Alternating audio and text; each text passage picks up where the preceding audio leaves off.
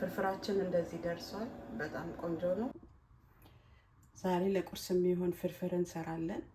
ለፍርፍር የምጠቀምባቸውን ግብአቶች እዚህ ጋር አቅርቤያለሁ። ሽንኩርት፣ ቲማቲም፣ ስጋ፣ ነጭ ሽንኩርትና ዝንጅብል የተፈጨ፣ ቁንዶ በርበሬ፣ ዘይት፣ ጋርሊክ ፓውደር እና ደግሞ ቶማቶ ፔስት። አሁን ዘይት ሞቅ ብሎልኛል። ሽንኩርቱን አደርጋለሁ።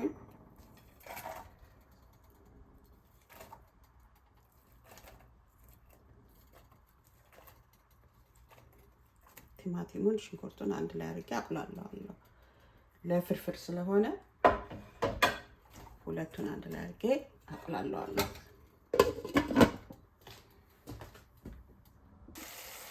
አሁን ሽንኩርቱና ቲማቲሙ ትንሽ በሰል ስላለ ስጋውን ጨምረዋለሁ አብሮ እንዲበስሉ። ብዙ ስጋ አላረግበትም። እኔ በጣም ሲበዛ ስጋ አልወድም ፍርፍር ላይ። ያው እናንተን ለማሳየት ነው ፍርፍሩን እንዴት እንደሚሰራው እና እስቲ በደንብ ሲበስልልን ደግሞ ጠብቀን ከዛ በኋላ ውሃ አድርገን ምናምን ወደ ፍርፍሩ እንሄዳለን።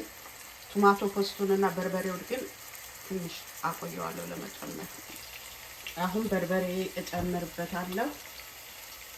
እንደገና ቶማቶ ፔስቱንም ነጭ ሽንኩርትና ዝንጅብሉን የተፈጨውን እጨምራለሁ። ከዛ በኋላ ደግሞ ያው ምን እንደሚመስል አሳያችኋለሁ። ደስ ለከለር ነው የምፈልገው።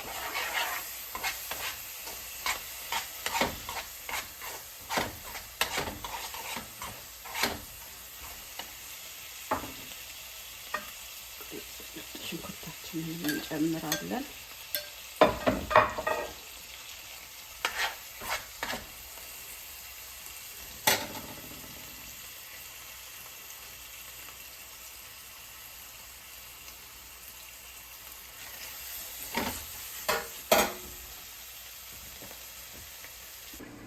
አሁን ፍርፍራችን ደርሷል። ጨውን ጨምርበታለን። እኔ ላዘጋጀሁት እንጀራ ውሃው ይሄ በቂ ነው።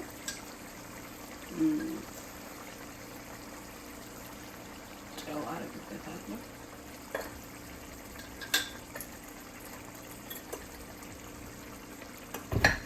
ያው እንደገና ትንሽ ቁንዶ በርበሬ እንጨምርበታለን።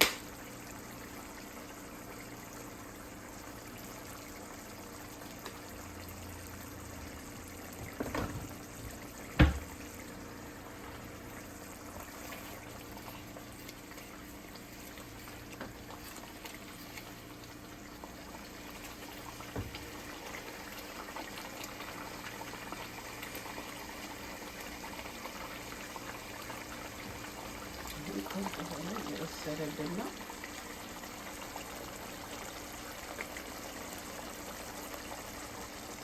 ቅባቱን አለማብዛት ነው እና አሁን እንጀራውን እንጨምራለን።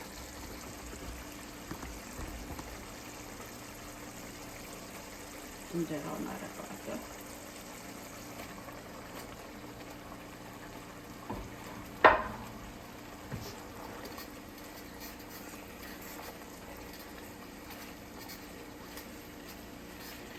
አሁን እሳቱን አጠፋዋለሁ።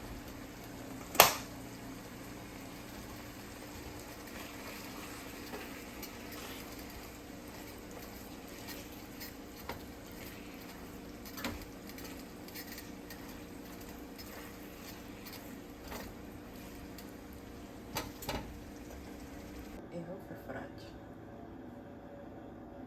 ፍርፍራችን እንደዚህ ደርሷል። በጣም ቆንጆ ነው። እንግዲህ እናንተም ደግሞ ስሩና ብሉ። በጣም ይጣፍጣል።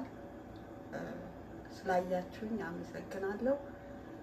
ሰብስክራይብ፣ ላይክ፣ ኮሜንት ስጡኝ እንድበረታታ ወደፊት። እግዚአብሔር ይስጥልኝ።